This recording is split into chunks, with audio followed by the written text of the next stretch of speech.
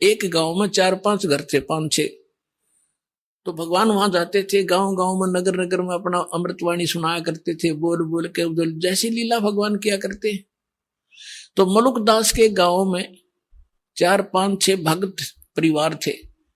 तो गुरुजी वहां गए सत्संग करने के लिए। तो सभी ने प्रार्थना की, आज हमारे घर करना, कल हमारे घर करना, हमारे घर चरण रखना। अब गुरुजी जाते हैं तो उत्तम भोजन बनाया जाता है। तो पहले दिन एक घर में सत्संग किया, बढ़िया खीर खांड का भोजन, हलवा बनाया गया। अगले दिन दूसरे के घर में, अगले दिन तीसरे के घर में। अब चौधरी मुल्क सिंह अरोड़ा जी के पास गांव के कुछ व्यक्ति गए, जी ऐसे ऐसे गांव में ठग आ गया है और लूट रहा है, बढ़िया माल खावे है, खीर खांड के भोजन कर खाता है और ये अपना बिगाड़ रहा सारे हिसाब किताब को। और ब्रह्मा विष्णु महेश के बारे में वो उठ पटांग बोलता है। अरोड़ा जी भी कृष्ण जी के पुजारी थे, मुल्कदास जी। तो मुल्कदास ने सोचा, बुद्धिमान व्यक्ति होते हैं वो अपने सत्र से काम करते हैं, भगवान से डरने वाले होते हैं। उन्होंने सोचा भाई ठीक है, मैं देखो पहले वेरीफाई करूंगा फिर कोई एक्शन लेंगे। अब कुदरती वो सुबह घूमने के लिए जा रहा था, जिस रास्ते से वो जाया करते थे उसके साथ में किसी भगत का मकान था, उसमें भी उस दिन हलवा बन रहा था, हलवे की महक जाया करे दूर तक। तो उसने देखा रहा क्या हो रहा भाई, मुल्कदास जी ने, मुल्क सिंह ने देखा, वो झांक कर क्या कर रहे हो तुम, आज किस खुशी में हलवा बना रहे हो। उन्होंने बताया चौधरी साहब हलवा तो कद्दे बना ले, हमारे गुरु जी आए हैं, राजो आप भी खा लो, और सत्संग हुआ है, हमारे गुरु जी आए इसलिए बना रखे।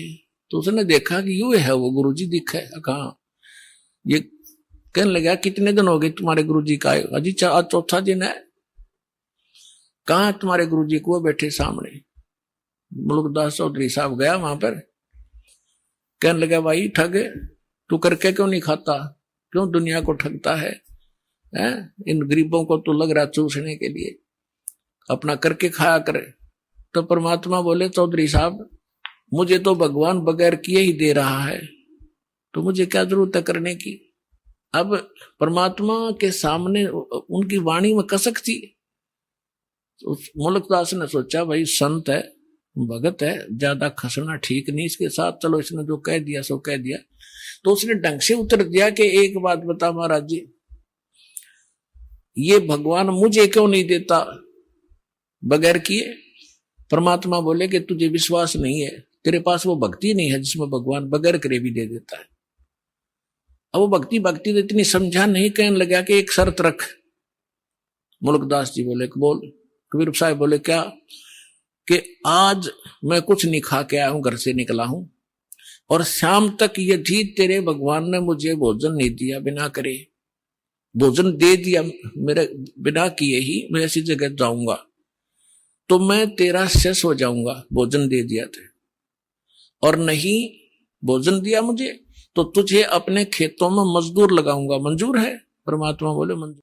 अब वो चला गया, उसके खेत थे पूर्व में, अब जा पहुंचा पश्चिम में, गांव नगर से दूर दूसरे के क्षेत्र में। पहले जंगल बहुत होते थे, और वहां जाकर एक वृक्ष पर चढ़ कर बैठ गया, आकाश देखूंगा मुझे कैसे यहाँ कौन भोजन करा देगा, वहां तो कोई जा ही नहीं सकता। अब उधर क्या हुआ कि ये गडरिये होते हैं भेड़ बकरियों वाले, उनका कोई त्योहार था। वो कहने लगे भाई एक खीर बना लो, चावल घर ले आए थे वो। तो उन्होंने उसी वृक्ष के नीचे डेगचा बना के चूल्हा मिट्टी खोद के और वहां बना लिया, लकड़ बाल के खीर बनाने लग गए। 1-2 गायें थी, उनसे दूध निकाल लिया, और वो बकरी चराने वाले दूर चले गए कि हम आ जाएंगे, अपने आप तुम तैयार करो तब तक। उसके साथ से एक रास्ता जाता था, और उस रास्ते से काफी दूर कुछ घोड़ों की टाप सुनाई दी और धूल उठती नजर आई उन खीर बनाने वालों ने। उनका तो पता था, जंगल में उनको ज्ञान होता था कि ये कोई डाकू आ रहे हैं। वो तो उनको पता था रास्ता भी यही है। वो छोड़ के बनता हुआ खीर ख्यार भाग गए अपने मित्रों के पास। अब जो ही वो डाकू वहां आकर रुके, उन्होंने देखा भाई ये क्या हो रहा है इसमें, सारे नीचे उतर गए। तो उनमें से एक डाकू ने जाकर देखा कि उसका ढक्कन उठा के देखा कि इसमें खीर बन रही है। उन्हें भूख लाग रही थी डाकुओं ने। कहने लगे भाई पहले खीर खावांगे, रुक जाओ। उनमें से एक समझदार सा था, वो कहने लगा कदे हमारे साथ धोखा हो जाए भाई, कोई इसमें विष डाल गया हो, पहले टेस्ट करना चाहिए, चेक करो फिर खाएंगे। तो चेक करने के लिए कोई पशु पक्षी देखने लगे भी इसमें से कुछ उसको खिलाते हैं।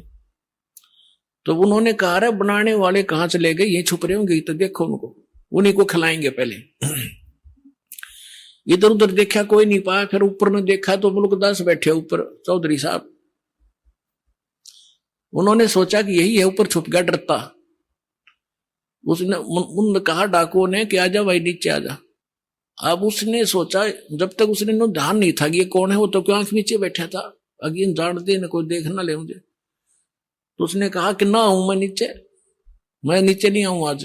तो उन्होंने देखा कि मारो इसका गोली, रामजादा क्यों नहीं आता। तो उन्होंने देखा तो भाई गोली बंदूक भी ले रहे हैं। तो बोला मारियो ना, मैं नीचे आ जाता हूं। वो नीचे आ गया, एक पात्र में खीर निकाल कर करके ठंडी, और कहा इसको खा। वो ने कहा मैं खीर कती नहीं खाऊं, क्योंकि प्रतिज्ञा करके चेला बनना पड़ा चौधरी साहब ने। और उनका पक्की जचगी, किसी ने कुछ ना कुछ मिला रखा है, निकम्मे ने, पक्का चोर है। वो खीर तो नाट्य, वो धक्कत खाओ, उसका 2 बारे जूत ला तुम्हारी अखा बैठ के। वो इतनी थोड़ी डाल रखी थी, और डाली को और खा, जल्दी पता लग गया कि नहीं खाओगा तो जल्दी पता लगेगा इसका। 1 घंटे वहां बैठाए रखा, फिर उसने सारी कहानी बता दी जी, मैं इसलिए नाटू था, मारो मत मरे, हमारी एक संत के साथ प्रतिज्ञा थी, आज वो सफल हो, मैं हार गया। तो उन्होंने बोले बात जा तू जाते। अब उसका एक मारे जो उतर भाग लिया सीधा। अब वो जब उसके ऊपर आपत्ति आई कि तू डाकुआ का फंस गया, अरे इनका इन कौन पूछने आई, मार देंगे गोली तेरे। तब याद किया उसी को, हे जो उनके गुरु जी का नाम तो जाना नहीं था, उन गांव वालों के नाम जानता था, गांव वाले के, कि हे धन्ना के गुरु जी आज मेरी जान बचा दे, मैं तेरा पक्का चेला बनूंगा। वह जान तो बचानी थी परमात्मा ने, तो पक्की निश्चय कर लिया कि आज जान बच गई, जान दे चरण छूंगा उस महापुरुष के। तो वहां से भाग गया पूरी स्पीड से, परमात्मा के चरणों में आकर पड़कर रोने लग गया। परमात्मा बोले सुना भाई, भगवान ने सेवा करी कुछ। बोला जी आपका भगवान तो मार मार खीर खिलावा है, और मैं आपका चेला, आप मेरे गुरु जी, मेरी जान बख्श दिया। 2D एनिमेशन संत रामपाल जी महाराज के सत्संग प्रवचनों का अंश मात्र है।